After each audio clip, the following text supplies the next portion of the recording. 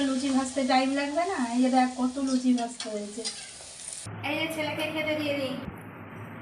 আজকে হচ্ছে দই, একদম ফ্রিজে ছিল, একদম চাপ চাপ মিষ্টি দই। লুচি সব থেকে ভালো লাগে সকালে, বাসি লুচি আর দুধের চা দিয়ে, তাই খাবো। ওই জন্য লুচি কিন্তু অনেক কটাই ভেজে রেখেছি।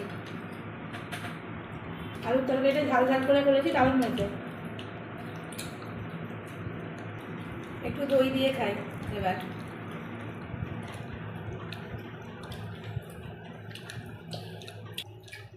আমের রাজা ল্যাংড়া,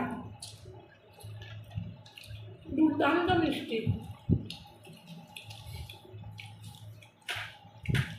দইটাই কি স্বাদ গো, দই দিয়ে লুচি ব্যাপক লাগছে।